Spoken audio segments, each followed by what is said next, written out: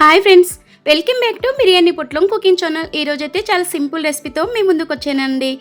చింతలేనోడు సంతలో నిద్రపోయినట్టు ఏంటబ్బా ఏం తీసుకుని వచ్చింది అక్క అనుకుంటున్నారా? అవునండి, చాలా మంచి రెసిపీ. చాలా సింపుల్గా చేసుకొని ఇలా వేడివేడి అన్నంలో అయినా రోటీలోనైనా పుల్ల పుల్లగా కారం కారంగా ఒక్కసారి తిన్నామనుకోండి, ఇది చాలు ఈ రోజుకి. మళ్ళీ రేపుంటే బాగుండు అనిపిస్తుందండి. లేనివాడు తిండికి ఏడిస్తే ఉన్నవాడు అరగక ఏడ్చినట్టు ఉన్నవాడికి ఇలాంటి ఎక్కయండి. లేనివాడివైతే మనం ఈ రోజుల్లో కాదు ఆ రోజుల్లో కూడా ఇలా చేసి పెట్టేవాళ్ళండి మా అమ్మ వాళ్ళైతే. ఇలా నేనైతే పచ్చి టమాటాలతో ఈరోజు ఒక మంచి రెసిపీ సింపుల్గా చూపించబోతున్నాను ఫ్రెండ్స్. ఇలా నేనైతే పచ్చి టమాటాలు ఒక 4 తీసుకున్నానండి. ఇలా 4 టమాటాలు మనకి చిన్నప్పుడు తొట్లు ఎక్కడైతే ఉంటాయో అక్కడ మనము టమాటో వాటర్ పడేస్తుండేవాళ్ళు కదా అమ్మ వాళ్ళు. అక్కడ పెరట్లో అయితే టమాటో మొక్కలు మొలుస్తుండే మా ఇంట్లో పెరట్లో అమ్మ వాళ్ళు ఇలా కచ్చి టమాటాలు తీసుకొని ఇలా చిన్నప్పుడు అయితే బాబమ్మ గారు అమ్మగారు అయితే పచ్చడి చేసేవాళ్ళు. అదేవిధంగా నేను ఈరోజు ఎలా చేశారో అలాగే చేసి చూపించేస్తున్నాను ఫ్రెండ్స్. చూడండి, నేను 4 టమాటోల్ని ఇలా తొడుమలు కట్ చేసేసుకొని ఇలా 4 ముక్కలుగా కట్ చేసుకుంటున్నానండి. మరి చిన్నగా ఈ విధంగా కట్ చేసుకురనుకో తొందరగా ఫ్రై అయిపోతాయి. ఈ విధంగా కచ్చే టమాటోలోని ఈ విధంగా కట్ చేసుకోండి. కచ్చే టమాటోలు అంటారు, పచ్చి టమాటోలు అంటారండి. ఈ విధంగా మనము ఇలా ముక్కలుగా కట్ చేసి పెట్టుకున్నామనుకో చాలా చక్కటి టేస్ట్ వచ్చేస్తుందండి. ఇలా నేనైతే 10-15 పచ్చిమిర్చి అయితే తీసుకున్నానండి. చూడడానికి పచ్చి టమాటోలైనా చాలా పుల్లగా ఉంటాయండి. టేస్ట్ మాత్రం అదిరిపోతుంది, చాలా చాలా బాగుంటాయి.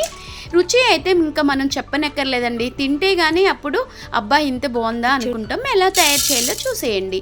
నేనైతే స్టవ్ వెలిగించుకుని ఒక బౌల్ పెట్టుకొని దాంట్లో 1/2 స్పూన్ ధనియాలు, 1/2 స్పూన్ జీలకర్ర, కొంచెం నేను ఆవాలు వేసుకున్నానండి. ఉండి లేనట్టు ఆవాలు వేసుకొని చక్కగా ఇవి దోరగా వేపేసుకోండి. ఇలా వేసుకున్న తర్వాత మనము 2 ఎండుమిర్చి తొడుములు తీసేసుకొని అదే మనము ధనియాలు జీలకర్ర ఆవాలలో చక్కగా ఈ విధంగా వేపేసుకోండి. ఇవి కాస్త పండు వేగిన తర్వాత పక్కకు పెట్టేసుకోండి. ఇలా చూడండి, నేనైతే మళ్ళీ అదే కడాయిలో ఒక చిన్న వాటర్ చెమ్ముతో ఆయిల్ అయితే వేసేసుకుంటున్నానండి. ఇలా 2 స్పూన్స్ ఆయిల్ పడుతుంది దాంట్లో. మీరు కూడా అలాగే 2 స్పూన్స్ ఆయిల్ వేసుకోండి. ఫస్ట్ వేడైన నూనెలో ఈ పచ్చి టమాటాలు వేసుకొని చక్కగా ఫ్రై చేసుకోవాలండి. ఇలా చూడండి, ఈ విధంగా ఫ్రై అయిపోయినాయి అనుకో మంచి రుచి వస్తుంది. మిర్చి మాత్రం ఫస్ట్ ఫ్రై చేయకండి. ఈ పచ్చి టమాటాలు కనుక మనము ముందున ఈ నూనెలోనే మనకి కాగిన నూనెలో చక్కగా ఫ్రై చేసుకుంటే ఇలా ఫ్రై అయిపోతాయండి.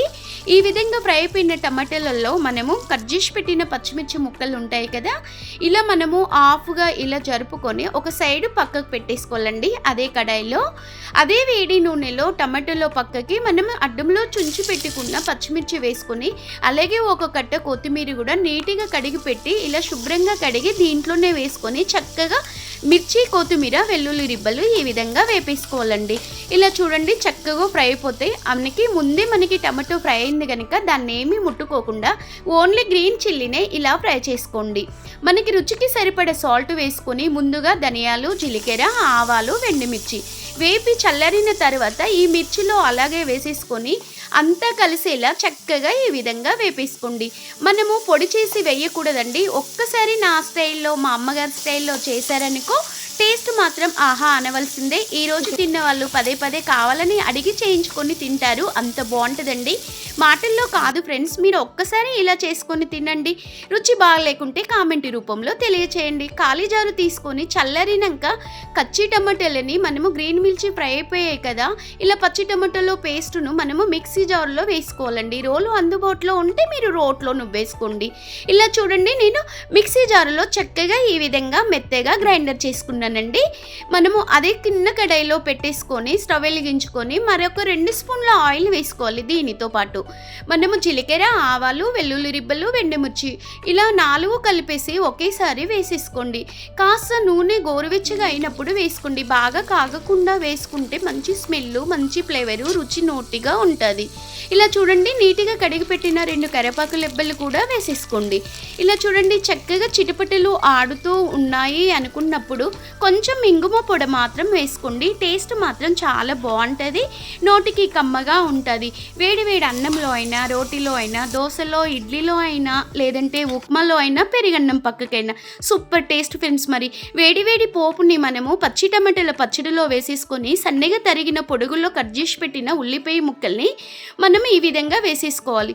ఇలా పోపును పెట్టిన తర్వాతనే ఉల్లిపాయ ముక్కలు అనేది వేసేసుకోండి. అప్పుడు టేస్ట్ మాత్రం బాగుంటుందండి.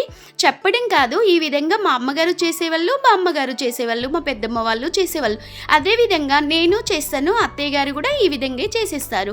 చూడండి ఫ్రెండ్స్, మరి అప్పటికప్పుడు పచ్చి టమాటో 5 నిమిషాల్లో ఇలా చేసుకొని ఇలాంటి వేడన్నంలో ఒక్కసారి తిన్నామనుకో, అబ్బా మళ్ళీ మళ్ళీ తినాలనిపిస్తుంది. ఈ రుచి మాత్రం మీరు ఎప్పుడూ మర్చిపోరండి. ఒక్కసారి మీరు ట్రై చేయండి. ఎలా వచ్చిందో కామెంట్ రూపంలో తెలియచేయండి. మన ఛానల్ ఫస్ట్ సైట్ చూస్తున్నప్పుడైతే సబ్స్క్రైబ్ చేసుకోండి.